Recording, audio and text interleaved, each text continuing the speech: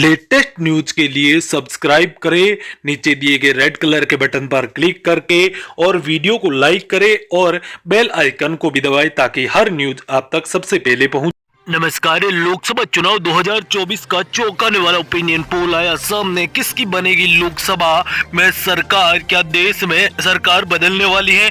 कौन सी पार्टी का रहेगा दबदबा? एनडीए, यूपीए या पर टीएमसी, एनसीपी और आम आदमी पार्टी गठबंधन मारेगी बाजी, या फिर यहाँ पर आपको बता दें कि सबसे बड़ा दल जो इस बार नीतीश कुमार ने बढ़ाया है, जेडीयू, आरजेडी और समाजवादी पार्टी सहित छोटे दलों का दल, किसके दबदबा रहेगा?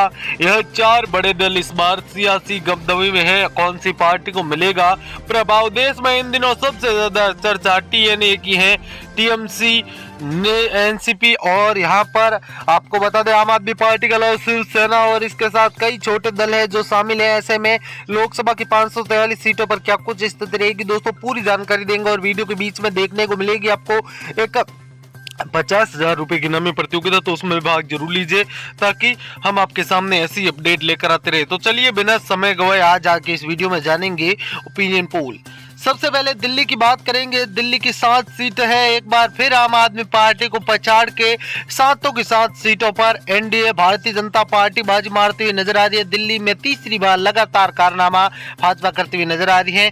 तो गोवा में 1 सीट पर एनडीए और 1 सीट पर टीएनए जीतती हुई नजर आ रही है। टीएमसी यहाँ पर और एनसीपी और आम आदमी पार्टी का गोवा की 1 सीट पर कब्जा होता हुआ नजर आ रहा है। तो उत्तराखंड की बात करें तो उत्तराखंड में भी सियासी हालात कुछ ऐसे हैं कि सभी 5 की 5 सीटें भारतीय जनता पार्टी के खाते में जाती हुई नजर आ रही है, जो कि आपको देख सकते हैं, सीधी रिपोर्ट में समझ सकते हैं। इसी बीच आपको बता दें कि हरियाणा की 10 सीटों की बात करें तो हरियाणा की 10 सीटों में 8 सीटों पर भारतीय जनता पार्टी और 2 सीटों पर यूपीए कब्जा जमाती हुई नजर आ रही है। काफी अहम और महत्वपूर्ण मुकाबला है वो यहाँ से हमें देखने को मिल रहा है और इसी के चलते लगातार घमासान मचा हुआ है। राजस्थान की 25 सीटों की बात करें तो राजस्थान की 25 सीटों में आपको बता दें कि सभी 25 की 25 सीटों पर एक बार फिर एनडीए कब्जा जमाती हुई नजर आ रही है, जो कि आप रिपोर्ट में देख रहे हैं। तो इसी बीच मध्य प्रदेश की 28 सीटों की बात करें तो आपको बता दें मध्य प्रदेश की 26 सीटों में वर्तमान की सियासी परिस्थितियों में 25 पर भाजपा और 1 सीट पर यूपीए कब्जा जमा रही है। ये काफी मुश्किलों भरा दौर है। इसी बीच आगे बढ़े तो सिक्किम की एकमात्र सीट पर एनडीए कब्जा जमाती हुई नजर आ रही है। सिक्किम में भारतीय जनता पार्टी का बढ़ता प्रभाव कांग्रेस के लिए मुश्किलें हैं। पूर्वोत्तर की यहाँ पर इन सीटों पर किसका दबदबा रहेगा, पूर्वोत्तर राज्यों में किसका प्रभाव रहेगा, यह भी हम आपके सामने बताएंगे। केंद्र शासित प्रदेश लक्षद्वीप की बात करें तो 1 सीट वाले लक्षद्वीप में एनडीए का कब्जा होता हुआ नजर आ रहा है और इसी के चलते मुकाबला रोचक और कांटे की टक्कर का होता हुआ नजर आ रहा है। इसी बीच आपको बता दूं कि पंडुचेरी की बात करें तो 1 सीट है और इस एकमात्र सीट पर यहाँ पर एनडीए कब्जा जमाती हुई नजर आ रही है। पंडुचेरी का मुकाबला सियासी और रोचकता के माहौल के साथ भी काफी अहम और महत्वपूर्ण है। इसी के चलते लगातार रोचक और कांटे की टक्कर का मुकाबला देखने को मिल रहा है। तो नागालैंड की 1 सीट है और इस एकमात्र सीट पर भारतीय जनता पार्टी कब्जा जमाती हुई नजर आ रही है, जो कि इस बार काफी अहम और महत्वपूर्ण है। इसी बीच दोस्तों आप सभी से निवेदन रहेगा कि वीडियो को लाइक और चैनल को सब्सक्राइब जरूर करें। दादर हवेली की 1 सीट है, इस बार एनडीए कब्जा जमा रही है। आपको बता दें दादर नगर हवेली की एकमात्र सीट पर भारतीय जनता पार्टी का प्रभाव देखने को मिल रहा है।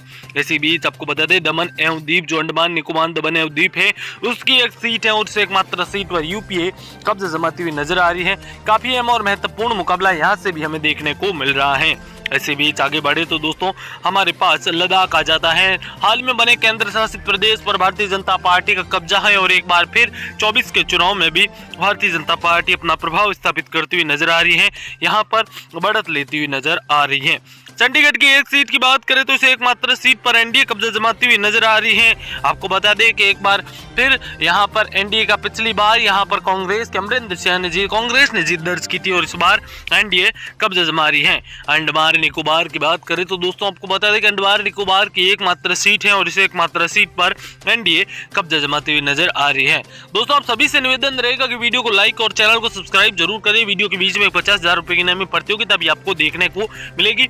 मेघालय की 2 सीटों में 1 पर एनडीए और 1 ही सीट पर यूपीए का कब्जा होता हुआ नजर आ रहा है। काफी रोचक और कांटे की टक्कर का मुकाबला हमें यहाँ से भी देखने को मिल रहा है।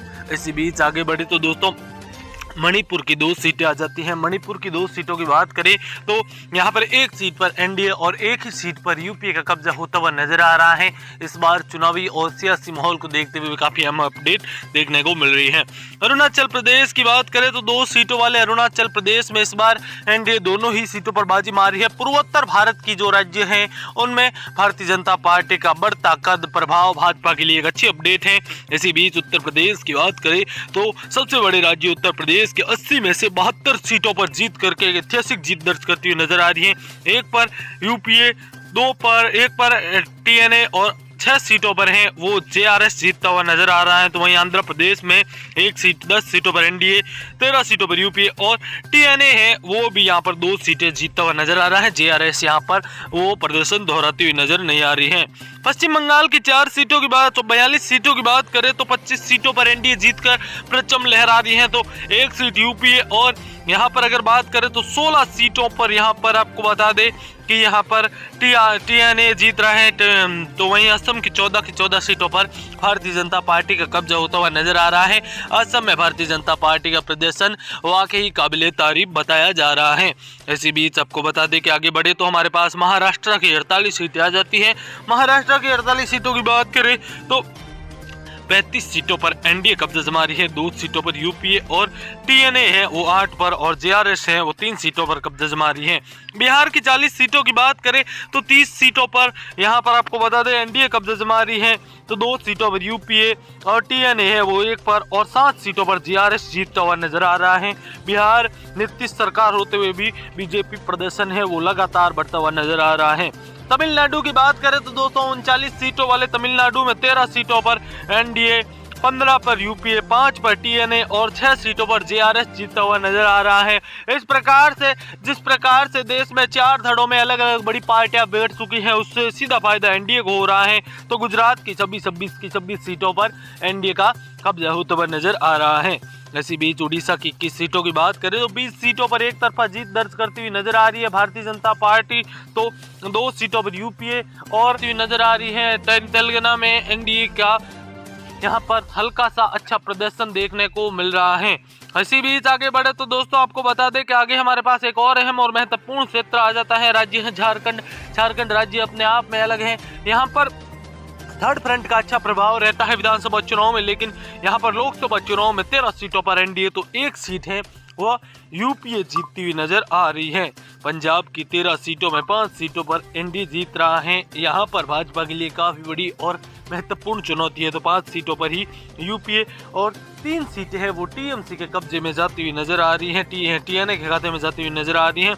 छत्तीसगढ़ की 11 सीटों की बात करें तो 8 सीटों पर यहाँ पर एनडीए और वहीं दोस्तों आपको बता दें कि 2 सीटों पर यूपीए, 1 सीटों पर टीएनए है वो जीतता हुआ नजर आ रहा है। नीतीश कुमार का प्रभाव यहाँ पर नहीं है। जम्मू कश्मीर की सभी 5 की 5 सीटों पर एनडीए जीत रहा है। यहाँ पर महबूबा मुफ्ती और फारूक अब्दुल्ला को, यहाँ पर उमर अब्दुल्ला को बड़ा झटका लगता हुआ नजर आ रहा है। ना संवेदना मिल रही है और ना ही जम्मू कश्मीर में धारा 300 हटाए जाने का कोई नुकसान हो रहा है। हिमाचल की 4 सीटें हैं, चारों की 4 सीटें